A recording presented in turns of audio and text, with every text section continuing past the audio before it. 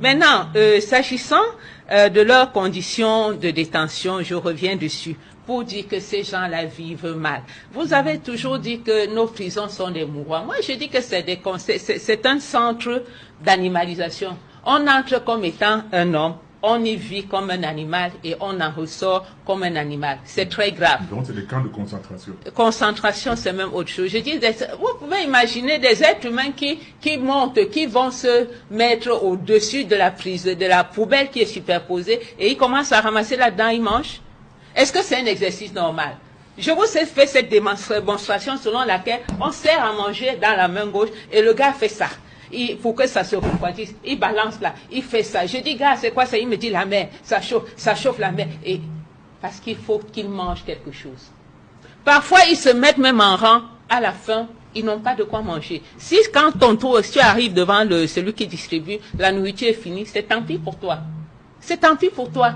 Et c'est pas boire qui est toujours évident. Aujourd'hui, il y a de l'eau en abondance pour se laver. Je ne sais pas quelle est la qualité de cette eau, mais au moins, il y a de l'eau. Alors qu'à la prison de Ngoma, pour revenir à votre question, c'est très compliqué. Aujourd'hui, c'est pas surpeuplé comme Nebel, mais il n'y a ni eau ni lumière. Je dis bien qu'il n'y a ni eau ni lumière. Alors, et il n'y a pas de lumière à la prison. Il n'y a pas de lumière à la prison de Ngoma. Nos confrères, l'équipe d'avocats qui travaillent... Oui, si, il n'y a pas de lumière. Vous pouvez donc imaginer. Et puis, quand on doit transférer les détenus, on les prépare. Ce n'est pas des animaux.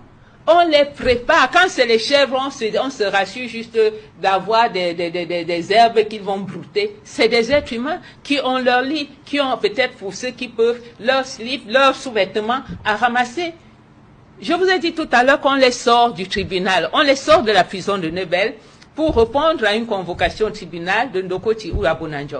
Et après ça, on prend la direction de Ngoma, ce qui n'est pas normal. Maintenant, allez voir ce que ça pose comme problème aux familles qui ont la capacité d'apporter quelque chose à leurs enfants. S'ils se débrouillent et qu'ils ont déjà la nourriture, qu'est-ce qu'ils vont faire pour partir de Nebel à Ngoma? C'est PK19, m'a-t-on dit. C'est pas la porte d'à côté.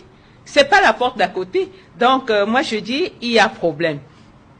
Et j'ai failli oublier le problème des cadavres des manifestants, puisqu'on les appelle manifestants. Et je vais m'appuyer particulièrement sur le cas de M. Faucan, qui a été tué du côté de Bilongué.